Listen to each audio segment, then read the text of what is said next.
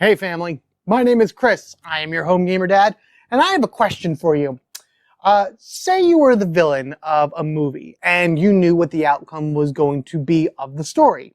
What would you do in order to change your fate? Well, for popular Disney villains, Villainous answers that question. Just like in real life, the choices you make affect your story. So, no matter what villain you play as, no matter what road you go down to finally achieve your ultimate goal, remember, when playing Villainous, your mileage may vary. Before this game even existed, I never knew a concept like that could even work. And yet here we are, 4 years later, multiple expansions, multiple spin-offs to say the least also. This video is pretty much going to concentrate on Disney Villainous. I may mention Marvel and Star Wars here and there, but Disney Villainous is the one that is closest to my heart. This is the one that obviously started it for me, the one that I collect every piece of, and the one that I want to talk to you about today. And with that, I'm going to have 5 bullet points that will be going over the various things that I love about this game, why I'll never leave my collection, and then maybe a story or two along the way. So let's dive into the world of the villains and get this going. All right, point number 1. Villainous takes the stories of well-known Disney movies and turns them on their heads. Like I said earlier, playing as a villain is an amazing thing. You get a very different perspective of the actual story from that of the villain as compared to the heroes, which obviously we all know already. Just take Maleficent right here. You know, you have the whole story of Sleeping Beauty, Briar Rose, or Princess Aurora, you know, whatever you want to call her. She has multiple names apparently in that movie. And it's all following her throughout the course of her adventure, with Maleficent jumping in order to be able to like kind of cause havoc and mayhem and things like that along the way. I mean, she has her own rights for doing it and everything, but you don't really fully understand that you just like, she's evil. That's really all it was back in the day. You know, she's bad, she's evil, that's it. Now you get to play at her as her and actually see what it takes in order to accomplish the goals that she originally set. That's actually one of the reasons that drew me to this game back in 2018 when it came out. So this is the base game. This is the very first piece that came out, included 5 villains in it. And it would be, you're playing as the villain. You want to stop the heroes. You're not a heroic warrior or a wizard or a knight or whatever the tropes may be and things along that way, going around and stopping the villains from conquering the world. You want to conquer the world, or you want to conquer the realm that you're in. So basically the way that it works is each villain has a deck of cards. Technically 2 decks of cards. You have their deck of cards and you have their fate cards. So actually, let me grab Maleficent's. 2 sets of cards. You have your fate deck, which has all the heroes in it and various other effects that are trying to thwart you as you go through the game. And then your main deck here. And the main deck is significantly thicker than the fate deck. And basically the way that it works is that, I don't know if you probably could see that, probably better off that way. Basically you're going through this deck, drawing cards, playing actions, and doing various other things as you move across your realm throughout the different sections and everything in order to be able to achieve your final goal. And each villain's goal is different. And I'm going to mention that a little bit later, but that is one of the big aspects of this game that just make it so cool, and that I always recommend to people whenever they want to play it and everything, is that you get to play as the villain and you get to do what the villain wanted to do. Your goal is to beat the heroes, and if you do that, then you win. And that is just fantastic and something you really don't see very often in any game, let alone a game marketed by Disney. Number 2, this is a completely asymmetric game. Each villain is 100% unique and fits within the realm of their movie perfectly. No 2 villains are the same. That is fact. No matter where you go in any IP or whatever like that, every villain does things their own way with their own methods to whatever madness they have. And the way that they are depicted in Villainous fully shows that off. And basically the way that it works is, I mentioned before that each villain has like an end goal and it is unique to them. For example, and I just picked these 3 here randomly from the base game, and we're going to go over expansions and everything a little bit later, but base game had these 3, Ursula, Ursula, Prince John and Maleficent. I went the wrong way. And then there was also Jafar, the Queen of Hearts, and Captain Hook. So Aladdin, Alice in Wonderland, and Peter Pan, Sleeping Beauty, Robin Hood, and Little Mermaid, respectively, for all the movies. Maleficent, start your turn with a curse at each location. That's what you do to win for her. Prince John, start your turn with at least 20 power. You may not know what that means if you don't know the game, but that's actually a really easy goal, but that's his end game. Ursula, start your turn with the trident and the crown at Ursula's lair. That means she's finally won. That means they've all kind of won in a sense, you know. Curse on the land everywhere from Maleficent, so now she has completely decimated the kingdom and has won. Ursula got the crown and the trident from King Triton. She has won. Prince John is just a greedy person, so he gets all the money and thus he wins. The cards in each one of their decks also relate directly to the particular villain. So you're going to come across various spells and abilities that only that villain would know and have within their movie. You're going to come across various grunts and soldiers and allies, I believe what they're called in here, that only that villain would have in here. So the decks are all made specifically for the villain. You're never going to receive repeats of powers, of abilities amongst all of the villains. And right now there's like 24 villains out. And can you imagine the amount of replayability this game has when every time you play as a different villain, you're in a sense playing a different game than everyone else. What initially drew me to this game was playing as a villain. Then learning each one of the characters individually. It takes a while to go through these 40 card decks and everything. Plus, not only do you have to deal with that, but you have to deal with the heroes and events from the particular character's movie in order to accomplish your goals. So it's like here I have for Maleficent, I do have Flora, Fauna, and Merryweather, the three fairies, and they each do something different that affects her end goal, whether it be removing curses or preventing curses or things along that ways. This is about the only type of player interaction that you're going to get is fading each other. But other than that, you're just kind of working your way through, scheming, developing your plans, and ultimately trying to take down the heroes and gain control of your realms. And that's what these are as well. So a big reason that keeps me coming back to this game over and over for every expansion is that reason, to see how the game incorporates the characters, the villains' plans, the villains' allies, locations, and things like that that you would see in the movie, see how it is represented in the game, whether it be in the cards, in the realms, or basically whatever it is that their end goal is. And that is extremely exciting for me because even though it's just a brand new expansion to the game, you wouldn't think much of it, it's all standalone. Every expansion is standalone because each character is unique and each one takes the time to learn and ultimately be good at. Number 3, each expansion rekindles my love for these old Disney movies. Some of them aren't that old, but they don't really have any new guys out either. I think the newest one possibly is Mother Gothel in terms of like when these movies were released. I don't know. In the latest expansion right here, they introduced Syndrome and they introduced Lotso. Maybe Lotso's newer than Tangled from Toy Story 3. I don't know, but that's really what you have here. In any event, whenever a new expansion comes out and you see the villains in here and you see how they play and you go through their cards and everything, for me, it makes me want to go back and watch the movie again, just so I can have it fresh in my mind on how the movie plays out and who is there and what did they do in the movie. And like, okay, so what does their character do in this game? Oh, they do that? Wow, that fits so well.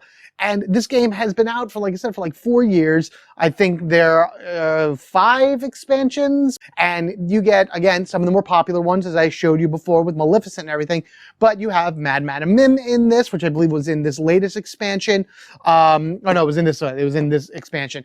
This one has the devil, the Horn King, the Horn King, which is from Black Cauldron, a movie I really haven't even watched it that much. I've seen it like twice. I need to watch it again. Ratigan from The Great Mouse Detective, which I really love. And then, of course, you have your mainstreams. You have Scar, you have Hades, you know, Captain Hook from here, Jafar. So even if you're familiar with the movie, it's cool to just kind of re-watch it again with the mindset of how did the game portray them and what like the goal of that particular villain is compared to what their goal of the movie is. And I don't know, for me personally, I like that type of interaction. I like that type of thought that goes into these games in order to be able to bring them out and appeal to everybody. Plus, it gets me to watch more Disney movies, which honestly is never a bad thing because I love Disney. As you probably have seen if you watch some of my shorts, I've been posting a lot of stuff from previous Disney trips, and future Disney trips are going to happen all the time, so you'll see more of that happen with me and my family. So yeah, I would love to do more with Villainous also in the future, show more about Disney, Disney family for life, and yeah, this is great. So moving on to the next point. Number 4, this game has fantastic art, figure tokens, and components mostly. Some components in this game I'm not very happy with. There was a cauldron well thing that came with the base game that was basically this big plastic bowl of sorts. And that's where you put all your power tokens from, and people pull the power tokens and everything from that in order to gain their energy and whatnot in order to pay for cards. But I thought it was stupid. It was terrible. It was so thin. It was a terrible piece of plastic, and it just took up so much space. And as more expansions came out and I needed room for things, I ended up just tossing the whole thing away and being like, I don't need this. Just put them in the center and people will just grab them as they need them. But man, let's just talk about the art on this game. Oh man, the art is beautiful. And what's great about the art is that it takes characters and scenes from the movie that you're familiar with and basically gives them this really cool art style to them. It's not a direct pull from the movie, which is great. It may be a familiar scene that you're used to, but it is not like a one-for-one animation pull, because otherwise that you would start getting these weird card differences in terms of the art depending on what movie you've watched during what era. What Villainous does is it takes that scene, regardless of whatever the animation style in it, and gives it this kind of like watercolor, water paint look to it that I absolutely love. Every card is beautiful. All the imagery stands out. The wording on the cards is perfect. There's very little iconography at all. Everything is matched together, whether it be by name or by a color or something along that ways. You know, it's very clear like how much a card costs to pay, what they do, things along that ways. And even with the Fate decks, same thing. The art, again, pulled from scenes in the movie, redone in this watercolor style thing. The powers of all of the heroes are very clearly shown. What they do is well written out. You know, no matter what expansion came out and no matter what character I was reading, I immediately understood who was who, what they do, and what I would need to do as a villain in order to win.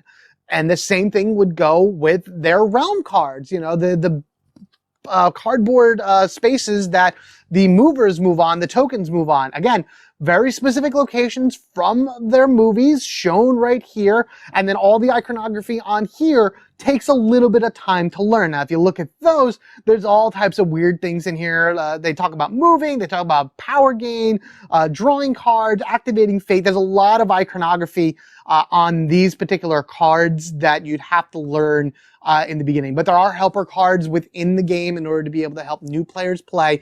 And honestly, after about 2 or 3 rounds, you kind of get the idea of what does what can I do based on what section I'm on. So it does take a little bit to learn that part of the game. But as far as the cards you're holding, you'll always know what they do because it's very clearly written out. And then there are these, the figure tokens that each represent every one of the villains. I love these so much because each one is crafted specifically for the villain that it's supposed to represent, and everything from the color of the token to just the little details in it that represent whoever it is that they're supposed to be.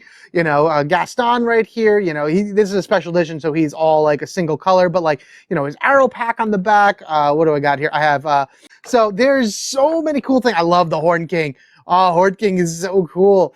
These are done so well and with such detail and love to them that this is another big reason why I like seeing every new expansion. It's like, what is the token going to be look like?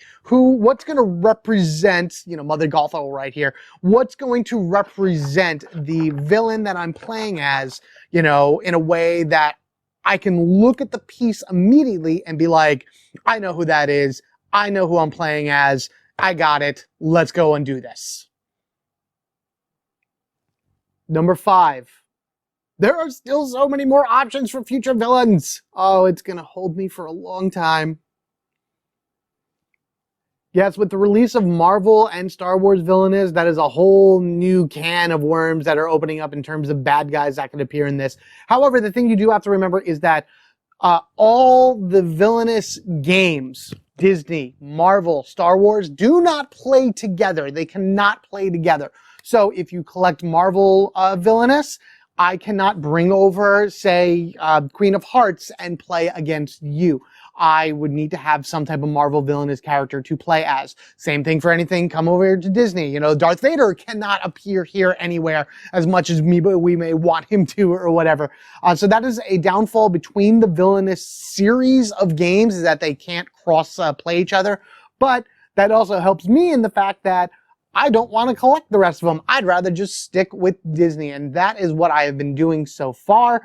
With the 24 villains that have come out so far, I have a whole list of other villains that I want to see in this game at some point. And from what I've been seeing, it's not slowing down anytime soon. So with Pixar being brought into the mix now with the latest expansion, this having Syndrome and Lotso in it, what other villains could there be that should appear in this game that haven't already? Let me tell you some of my top picks. Number 1, Oogie Boogie. Why is he not in this yet? I hope that there may be a special release just of him. Venom for Marvel Villainous is a standalone single character being released, so they should release Oogie Boogie by himself. Number 2, if you want some weird, obscure villain, Mick Leach from Rescuers Down Under. I love that movie. That movie is fantastic. And Mick Leach as the hunter in it, or the poacher, I should say, along with his lizard, Joanna. I forget what exact monitor lizard I think she is. That would be a really cool villain to add in there with the goal of finding and ultimately defeating, because you don't kill in this game, Marahute, the Great Golden Eagle. Continuing with The Rescuers, the first movie, The Rescuers, which was released in 1977, geez. The main villain of that, Madame Medusa, would be excellent to add in here as well. That movie, the first Rescuers, was very sad. There was a lot of really sad moments in that, and I think just bringing her back in and giving a little bit more love to that movie and showing that off would be something that not only it needs, but, as I mentioned before, rekindle interest in some of those type of movies. I think if you want to go the popular route, Hans from Frozen would make a pretty good villain, trying to find a way in order to take over the kingdom and freeze Elsa and Anna permanently. Now, his plan in that movie was completely obscure and stupid and didn't make any sense, but maybe it'll work better in Villainous, just depending on how you play the cards and things along that ways. I'm not a huge Frozen fan. I like Tangled way better than Frozen. I like Moana better than that, but it's hard to find a villain in Moana. As opposed to like Hans, who is trying to actively, take down the kingdom. So I think he would make a good addition to the game. And then I might as well add a Pixar character to this. Let's put Hopper in the mix, because I don't mind Bug's Life. Bug's Life was a very interesting movie, being the second Pixar movie ever made. And I think Hopper would be pretty cool to have, of taking down X amount of ants, that you would find in the Fate deck, and then possibly bringing his characters in and like surrounding a pile of food or something like that. Him being a villain in this would work well. Most of the Pixar villains would work very well. But I think if they want to do another one or another round of Pixar villains, definitely start with Hopper. And that was just 5 villains that I thought of off the top of my head, honestly, while recording this. I don't even have anything written down. But there, as you can tell, just from those 5 right there, you can imagine how many more villains that you could put into this game and it work absolutely fantastic as part of like their own standalone thing, and then just mixing together with all of the other villains. Are there any villains out there that you would like to see in this game? Is there somebody that has been overlooked for far too many expansions that should be in this game? I can tell you right now, Cruella de Vil and Gaston were on the list of people we want this villain, and it took a long time for any of them to come out. I can only imagine who else is on that list for all of you out there. Finally, for this game, like the genie in Aladdin, I have 3 wishes for this game. Wish number 1, an official solo mode. Ravensburger should release something, whether it be in a future expansion or something along that ways, that gives us, the players, a way to play the game as a solo experience.